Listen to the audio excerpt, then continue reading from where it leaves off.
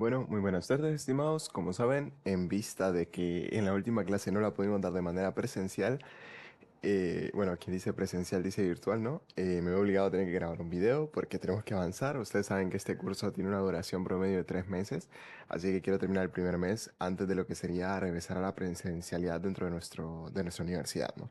Así que, muy buenas tardes, buenos días o buenas noches, depende de la hora que estén visualizando este video. Como ustedes ya saben, tuvimos una propuesta de proyecto muy sencilla en lo que sería nuestra última clase, ¿no? Este día vamos a construir lo que sería un microcontrolador que esté preparado para trabajar en un invernadero. Ok, antes de hablar de microcontroladores y cómo se arma este pequeño sistema que es muy útil, quiero poner dos ejemplos, ¿no? Donde microcontroladores pueden ser muy útiles. Cuando estamos pensando en un microcontrolador trabajando para un invernadero, estamos pensando en simplemente un objetivo muy básico: minimizar gastos y consumos y maximizar producción. Por ejemplo, está la película del Marciano, ¿no? Si no la han visto, se los invito a verla. Es muy buena película. Se llama Marte, creo, no sé, en español. Pero no sé si se llama Marciano, que yo la puse ahí porque es lo que me acordaba. En esta película tienen cultivos de papas en Marte. Un ejemplo excelente de un microcontrolador, cómo, cuándo y dónde podría funcionar sería en situaciones extremas, en sitios donde de repente nuestro estilo de cultivo clásico no podría funcionar por la escasez de recursos, ¿no? Donde hay que cuidar el agua, donde hay que cuidar la temperatura, la luz, los nutrientes de la tierra.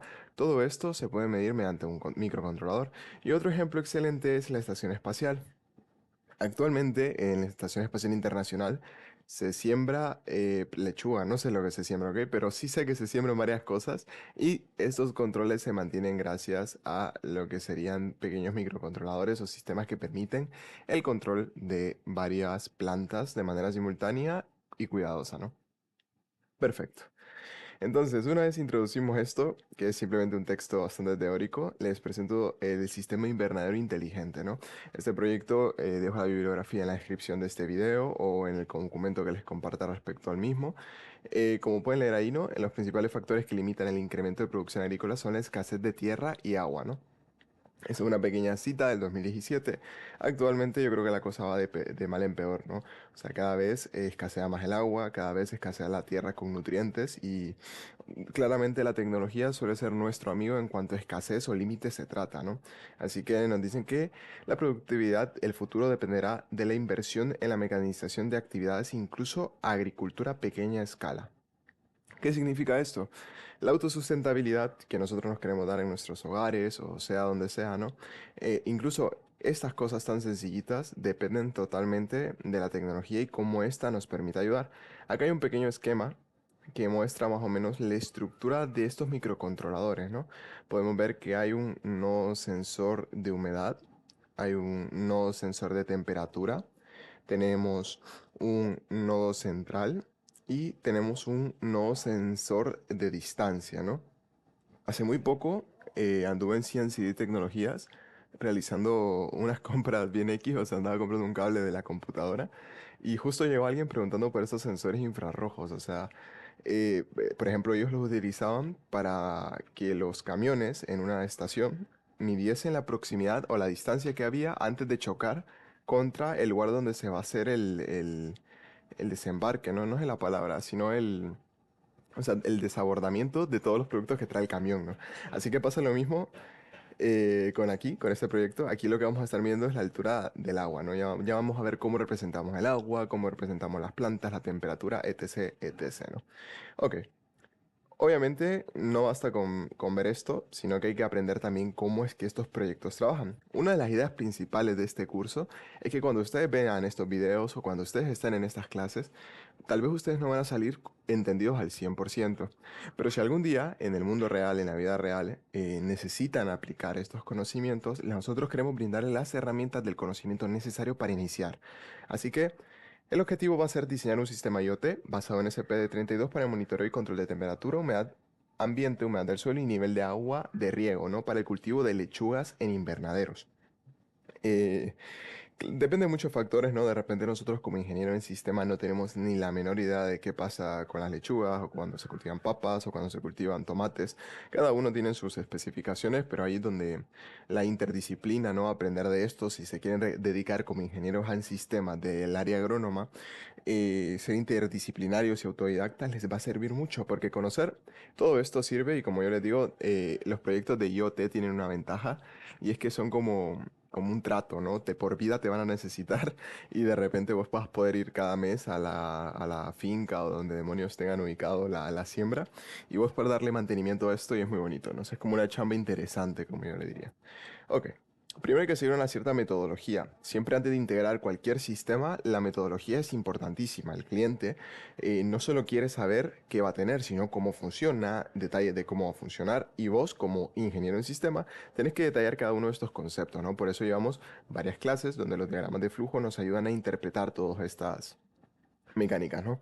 Así que la fase uno es la identificación de requerimientos. Cuando nosotros vamos al plantel donde nos están pidiendo lo que sea que nos estén pidiendo, identificar requerimientos es básico. Y durante este proceso lo que tenemos que hacer es básico, ¿no? Ver qué ocupa el cliente. De repente el cliente muchas veces ni él sabe lo que quiere.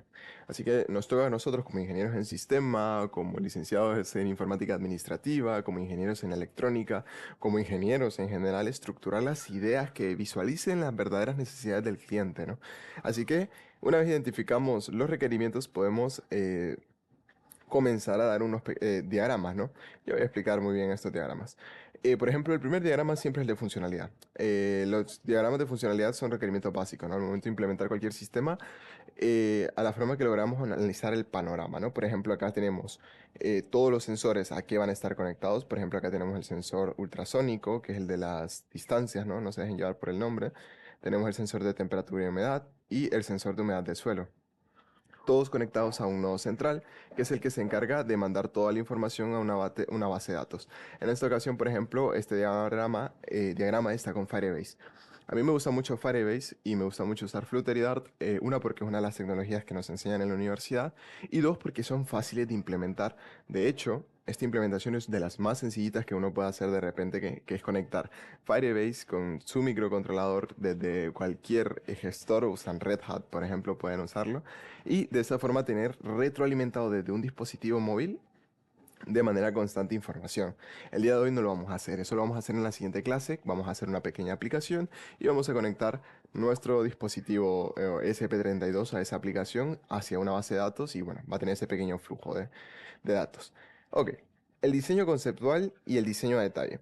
Diseño conceptual se refiere a más o menos lo que tenemos acá, que es cómo va a funcionar las cosas, pero más allá de eso, el diseño conceptual lo que busca es ver qué puede pasar y cómo nosotros podemos detallar esas situaciones. Vaya, por ejemplo, el diagrama de sistemas de control de temperatura, ¿no? Nosotros sabemos que la temperatura en un invernadero varía según muchos factores. Por ejemplo, podemos tener que la temperatura ambiente es mayor, si la temperatura es mayor a 20, si el ventilador está encendido o si no está encendido. Tenemos el caso donde si la temperatura es menor a 15, con el calefactor apagado o el calefactor encendido. O sea, aquí lo que está diciendo es, si esto llega a cumplirse, que la temperatura sea mayor a 20, entonces encendamos el ventilador para que enfríe.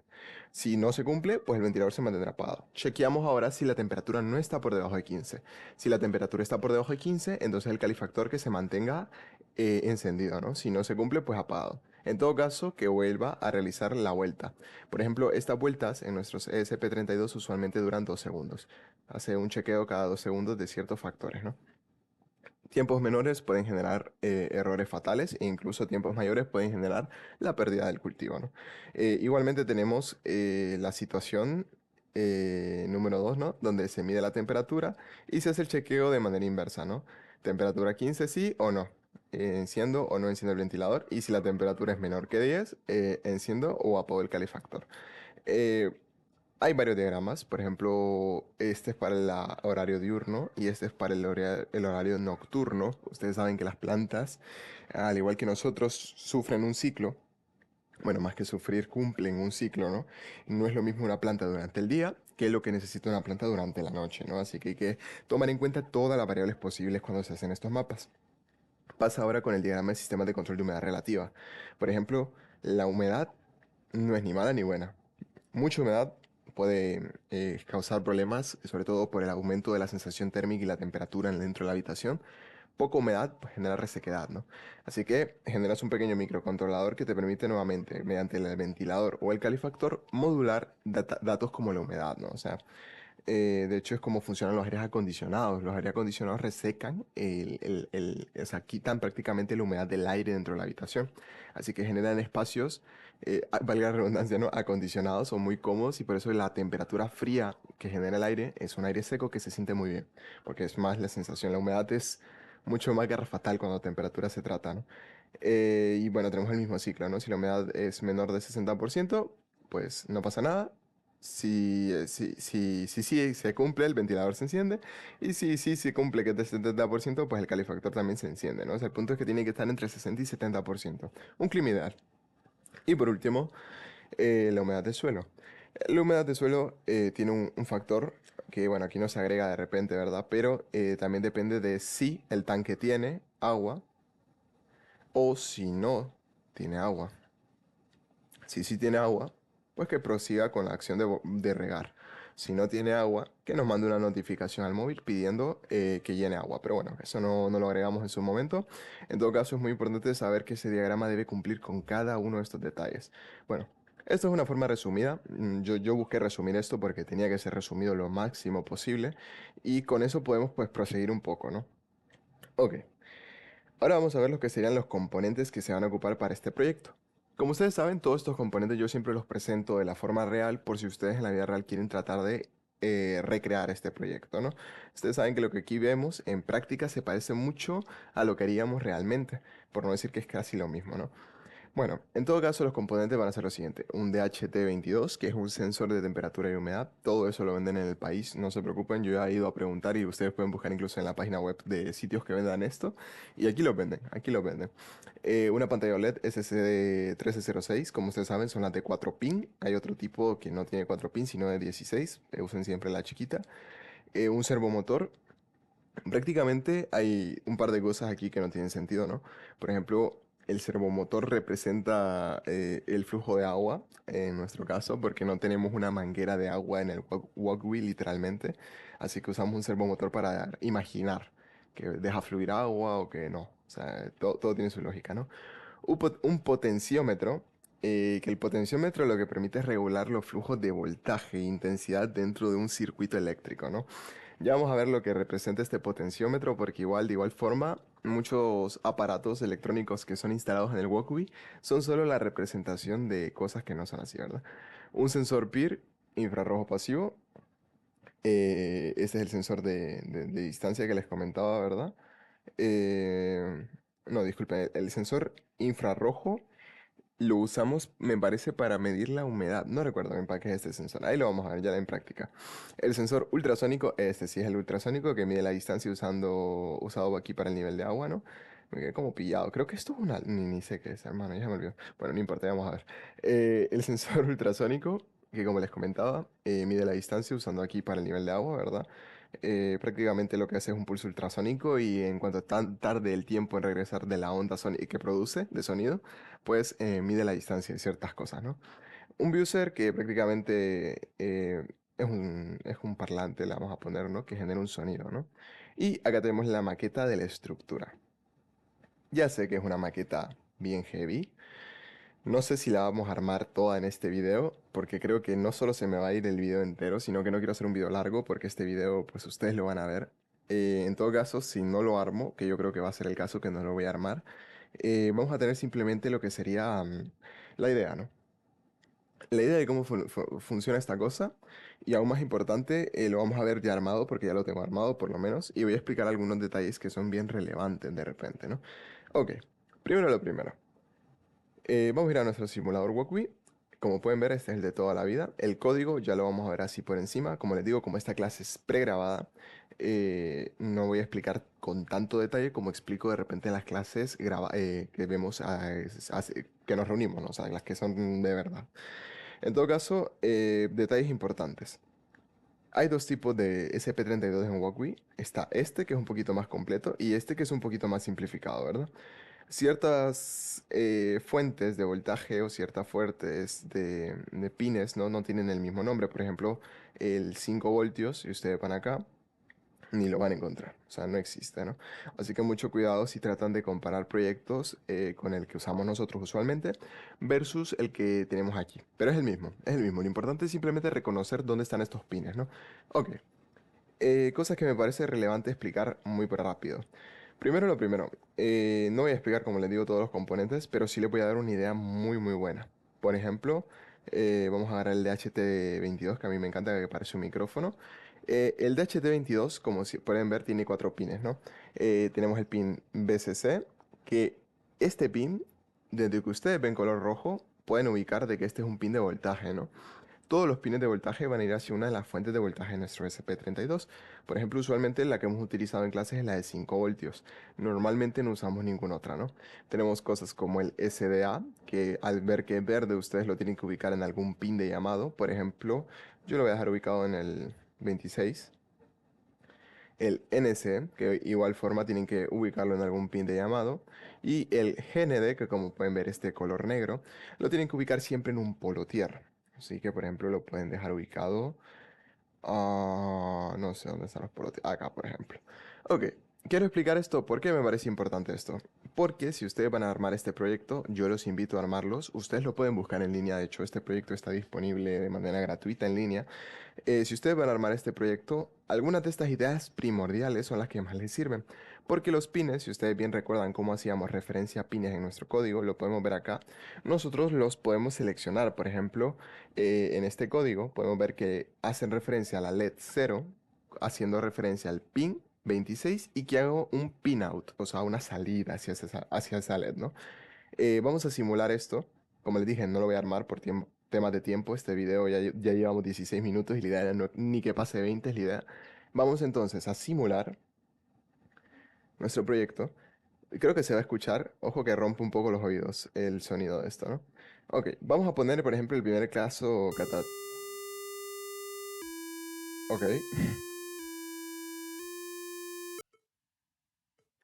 Ok, si escucharon eso y se les rompió el tímpano igual que a mí, pues entonces las cosas están funcionando, ¿no?